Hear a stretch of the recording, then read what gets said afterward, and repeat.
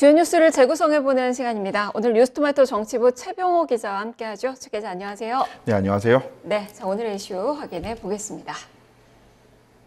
총괄 컨트롤타워 설치 청년 문제 해결될까? 청와대와 정부 여당인 이 더불어민주당이 청년 정책 마련에 본격적으로 시동을 걸었습니다. 어제 당정청이 모여서 이 청년 문제 해결을 위한 그 로드맵에 대해서 논의를 했고요. 정책 방향이 나왔고 실천 방안도 이야기가 됐습니다. 그 내용 하나하나 좀 짚어보도록 하죠. 자, 최병호 기자. 일단 청년 정책을 총괄하는 이 컨트롤 타워가 이제 구성이 됐습니다. 네. 상당히 좀 반가운 그 일인데, 네. 그 배경은 뭔지, 그리고 지금 청년 문제가 얼마나 심각하길래 이렇게 지금 당정청이 나선 건지, 지금 현재 실태도 좀 짚어주세요. 네, 당정청은 어제 국회에서 청년 정책 협의를 하고 청년 문제를 국가 중장기 정책으로 다루기로 했습니다. 핵심은 청년 정책을 총괄할 국가 컨트롤 타워를 구성하는 건데요. 총괄 기구로는 총리실 산하에 청년 정책 조정위원회를 설치하기로 했습니다. 그리고 민주당은 청년 미래 연석 회의를 출범시키기로 했고요. 청와대는 시민사회 수석실 산하에 청년 정책관실 직제를 신설하기로 했습니다. 당정청이 이처럼 청년 정책을 논의하고 컨트롤 타워를 구성하기로 한 것은 그만큼 청년 문제가 심각하다고 인식한 결과입니다. 통계청에 따르면 3월 청년 고용률은 42.9%인데요. 최근 우리나라의 청년 고용률은 경제협력개발기구 OECD 기준으로 봤을 때 최악의 상황입니다. 이처럼 청년의 일자리 문제가 해결이 안 되니까 청년의 삶의 질도 전반적으로 악화되고 있습니다. 그래서 어제 협의회에 참석한 이용선 청와대 시민사회 수석은 오늘날 청년 세대는 부모 세대보다도 못한 세대가 됐다. 또 N4 세대로 불린다라고 말을 했고요. 민주당 장경태 청년위원장은 요즘 청년들에 대해서는 실신지옥이라는 표현을 쓰는데 이것은 실업자, 신용불량자, 그리고 반지하, 옥탑방을 의미한다고 말했습니다. 네. 사실 뭐 청년 실업률 상당히 높죠. 지금 뭐 두 자릿수 좀 나오고 있는 그 상황인데 과거에 우리가 성장률이 높은 시절만 하더라도 이 청년 문제라는 것은 뭐 언급이 되지가 않았는데 저성장으로 들어가면서 이렇게 지금 뭐 헬조선 그리고 M4 세대도 이야기가 됐지만 예전 3포 세대에서 이제는 M4 세대로까지 자주적인 그런 말들이 좀 나오는 상당히 좀 심각한 그 상황인 것 같아요. 지금 뭐 정부에서 일자리 많이 늘리려고 또 하는데 그러면서 또 청년 창업도 많이 또 유도를 하더라고요. 이건 좀 바람직하다고 보세요? 최기자 생각에? 네, 일단은 청년의 가장 큰 문제가 일자리 문제이니까 어제도 나온 얘기가 물론 구체적인 정책 대안은 아직 만들고 있지만 일자리 지원을 위해서 창업을 지원하고 청년 고용 촉진 기금 등을 제공하자는 그런 논의가 있었던 것으로 알려졌습니다. 네, 일단 근데 창업이라는 게 뭐 워낙에 문 닫는 또 회사들이 또 많다 보니까 창업은 하지만 이게 또 유지가 안 돼서 그때 청년들의 오히려 또 실업으로 또 이어지고 여러 가지 문제들이 있어서 이런 부분들에 대해서 논의를 좀 해야 될 것 같은데 그래서 청와대에서 청년 정책관실을 만들었고 또 민주당에서도 보니까 청년 미래 연석 회의가 출범이 됐어요. 이게 어떻게 구성이 되는 건지 어떤 역할을 하게 되는 거예요? 네, 일단 청년정책 전담기구라는 것이 정부에 만들어진 것은 이번이 처음이 되는데요. 그 역할을 구체적으로 보면 일단 총리실의 청년정책조정위원회는 총리가 직접 의장을 맡아서 부처별 청년정책을 통합 관리하기로 했고요. 청년정책 5개년 기본계획을 수립하는 한편 청년의 삶과 실태에 대한 실체적 조사도 실시하기로 했습니다. 그리고 청년 고용 촉진 등의 내용을 담은 청년기본법이 국회에서 통과되면 지방정부에도 청년정책 책임관을 운영하기로 했습니다. 어제 협의회에 참석한 노영욱 국무조정실장은 정부가 청년정책을 총괄하고 일자리 문제 해결은 물론 교육과 출산, 주거, 복지, 문화 등 청년의 삶 전반을 다룰 수 있도록 연계성과 체계성을 갖고 정책을 추진하겠다고 말했습니다.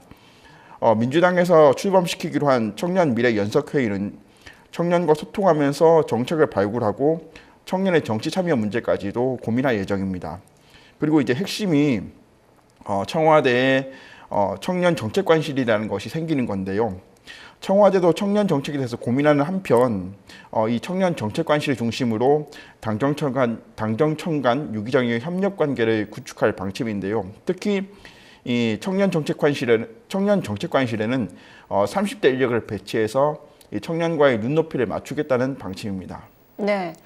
청년하면 이제 나이가 어떻게 돼요? 원래 민주당에서는 한 45세 이렇게 네, 그렇죠. 규정한 걸로 알고 있는데 이번에 이 협의한 거에서는 연령대가 좀 낮아진 거죠. 네네.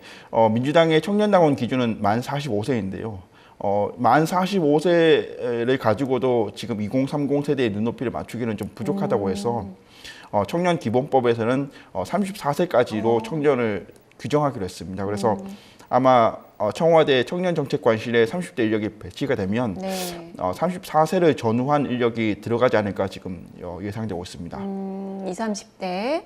그러면 정말 청년들이 이 정책들을 실질적으로 만들고 실행 네네. 방안까지도 세우고 네네. 그렇게 하는 거죠. 네. 상당히 또 기대가 많이 돼서 청년들이 직접적인 그 경험이 녹아든 그런 정책들이 나오지 않을까 싶기도 합니다. 들어보면 상당히 좋고 반가운 일임에 틀림이 없는데 지금 시기가 시기니만큼 네네. 총선을 지금 1년 채 남겨두지 않은 그 시점이라서 이게 지금 또 민주당 지지율 보니까 또 많이 예전보다 많이 떨어졌잖아요. 네. 특히 20, 30대 이 남자라고 표현을 하더라고요. 네, 그렇죠. 20대 남자 지지율이 많이 떨어졌다라고 이야기를 하는데 이 민심을 좀 잡기 위한 총선용 포퓰리즘이 아니냐라는 일각의 비판도 있습니다. 거기에 대해서 네. 어떻게 보세요? 사실 어제 그 당정청이 청년 정책을 발표한 이후에 야당이 일제히 논평을 내면서 총선용 포퓰리즘 정책이라고 비판을 했습니다. 사실 이 정책이 나온 그 배경을 거슬러 올라가 보면 이런 혐의가 좀 의견 타당할 수도 있는데요. 혐의요.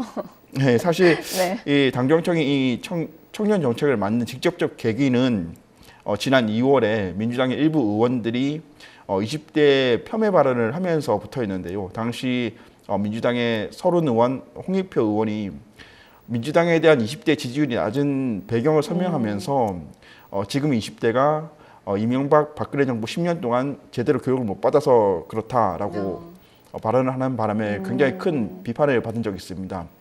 그래서 내년 총선에서 이거 2030 세대의 표심이 다 표심을 잃는 것 아니냐라는 네. 우려가 나왔고요. 그래서 민주당에서는 청년 미래 기획단이라는 원내 단체를 만들어서 우리가 직접 청년들의 목소리를 듣겠다라고 얘기를 한 바 있습니다.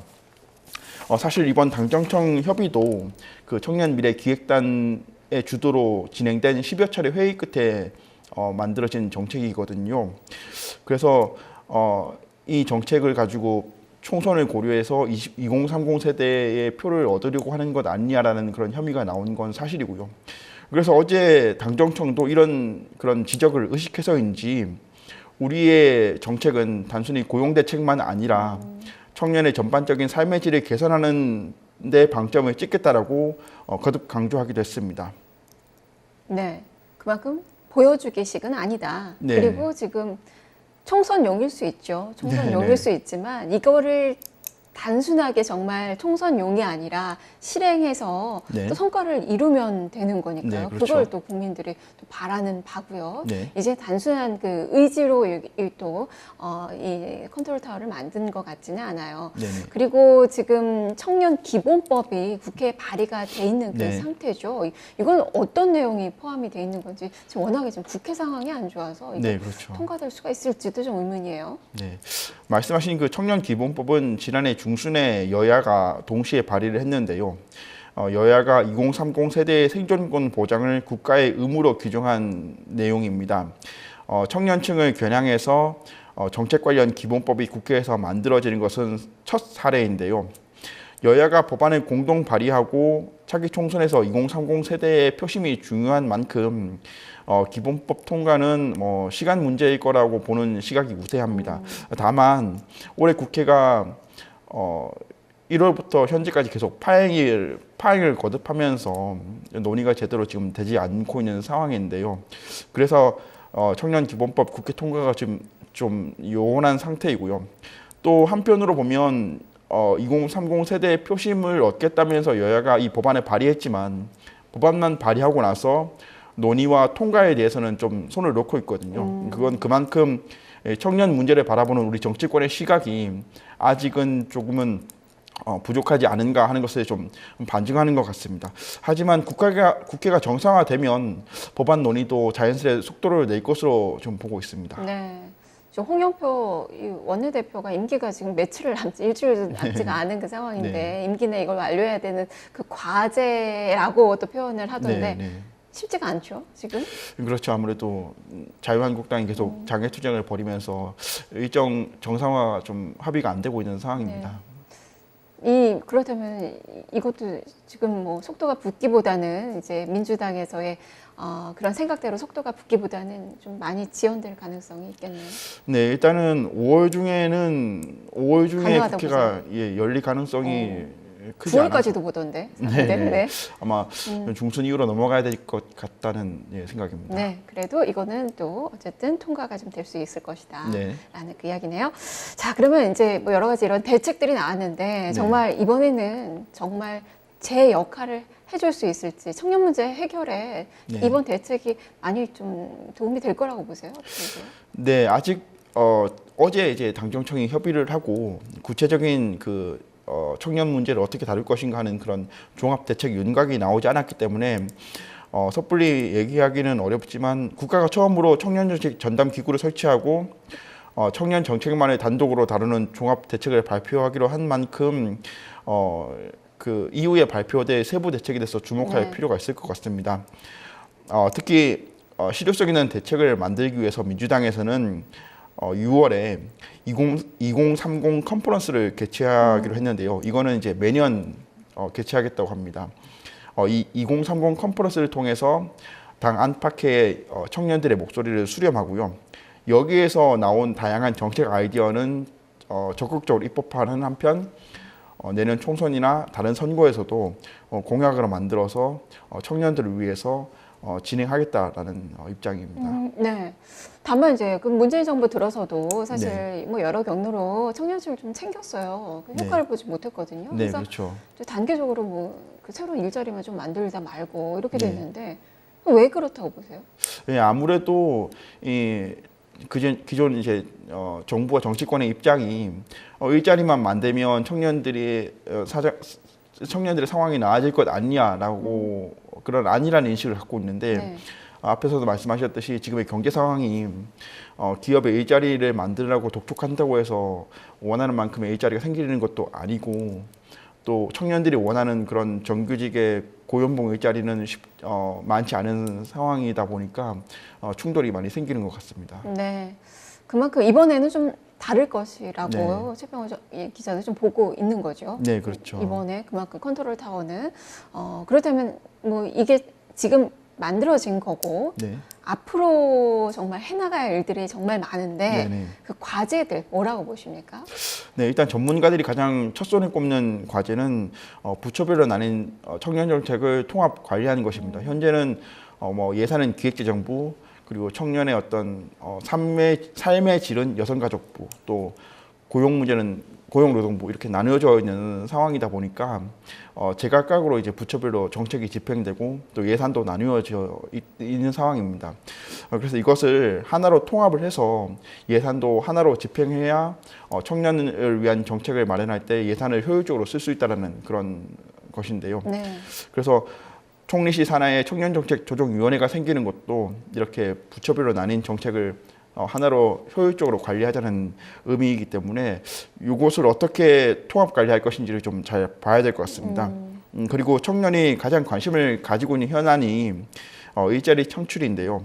사실 역대 정부마다 청년 실업을 해소하려고 매년 수천억 원의 예산을 쓰고 있지만 앞에서도 언급한 통계 수치를 보면 기대한 만큼 일자리가 생기는 것도 아닌 것 같습니다. 하지만 정부가 청년 정책 컨트롤 타워를 만들겠다고 한 상황에서 이 기구들이 어떻게 일자리 문제의 실마리를 풀 수 있을 것인지도 한번 주목해 보실 수 있을 것 같습니다. 정부도 항상 그 고용 동향 발표할 때 되면 이제 아프다라는 그 표현을 좀 썼는데 이게 정말 노년층의 뭐 단기적인 일자리가 아니라 우리가 바라는 청년층의 일자리가 많이 생기기를 또 기대를 해봐야 될 것 같아요. 말씀 잘 들었습니다. 감사합니다. 네, 이렇게 최병호 기자와 함께 살펴봤습니다. 청년 문제, 근본적인 문제가 해결되지 않고서는 이 정책을 잘 펴나가기는 쉽지가 않아 보입니다. 아무리 좋은 그런 정책이라도 또 실행을 하지 않으면 무용지물이 되기 십상이죠. 그만큼 이 청년 정책, 이게 잘 돼야 국가의 미래도 있다는 점 잘 염두를 해 두시면서 정책들이 잘 보완이 돼야 될 것 같습니다. 뉴스를 재구성해 봤습니다.